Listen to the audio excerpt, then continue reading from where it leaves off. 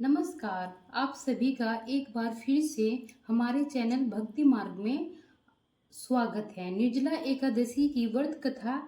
एकादशी का व्रत हिंदुओं में सबसे अधिक महत्वपूर्ण माना जाता है। साल में 24 एकादशी होती है। ज्येष्ठ एकादशी सबसे बढ़कर फल देने वाली समझी जाती है, क्योंकि इस एकादशी का व्रत रखने से पूरे साल में की जो सभी एकादशी होती है, इस एक व्रत के रखने से फल उसका प्राप्त हो जाता है।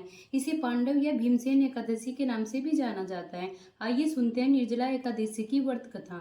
एक बार पांडवों में सबसे शक्तिशाली भीम ने व्यास जी से कहा, परम बुद्धिमान पितामह, मेरी बात सुनिए। राजा युधिष्ठिर, माता कुंती, द्रौपदी, अर्जुन, नकुल और सहदेव ये सभी एकादशी को कभी भोजन नहीं करते और मुझे भी हमेशा यही कहते कि तुम भी भोजन मत किया करो।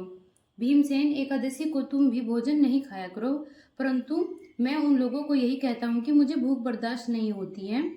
मैं भगवान की शक्ति पूजा आदि कर सकता हूँ, दान भी दे सकता हूँ, परंतु भोजन के बिना मैं नहीं रह सकता। इस पर व्यास जी ने कहा, भीमसेन, यदि तुम नरक को बुरा और स्वर्ग को अच्छा समझते हो तो महीने में 2 एकादशी आती हैं, उनमें अन्न मत खाया करो।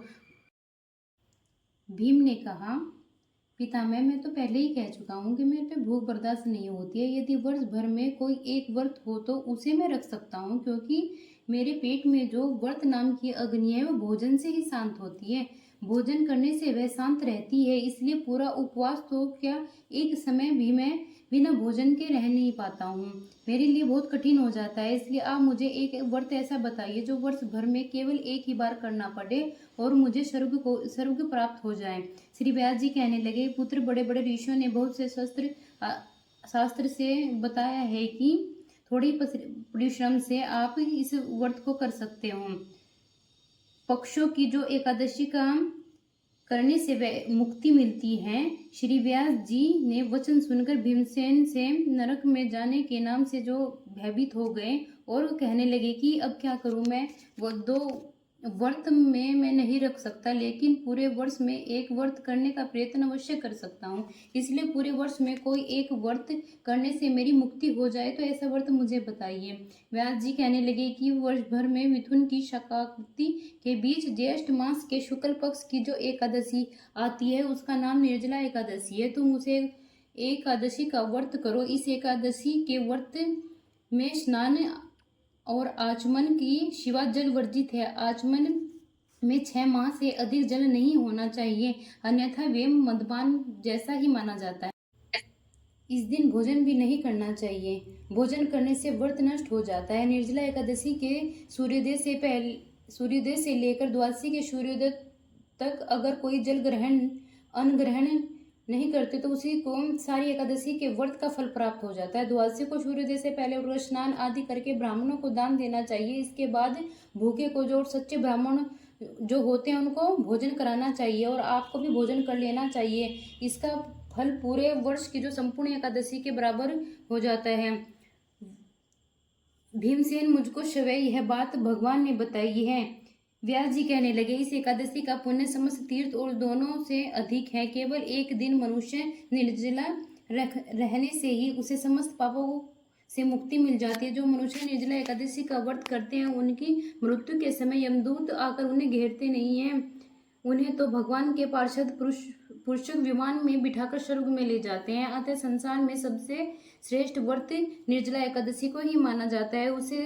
उस दिन ओम नमो भगवते वासुदेवाय मंत्र का उच्चारण अवश्य करना चाहिए और गोदान भी देना चाहिए। इस प्रकार व्यास जी की आज्ञा के अनुसार इस व्रत को भीमसेन ने किया। भीमसेन और इसको फिर पांचों पांडव एकादशी भी कहा जाता है।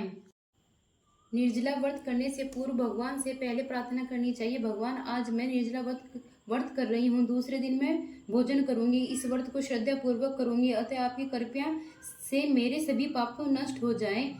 इस दिन जल से भरा हुआ जो घड़ा होता है और वस्त्र से ढककर दान करना चाहिए। जो लोग इस दिन यज्ञ आदि करते हैं उनका फल तो वर्णन ही नहीं किया जा सकता।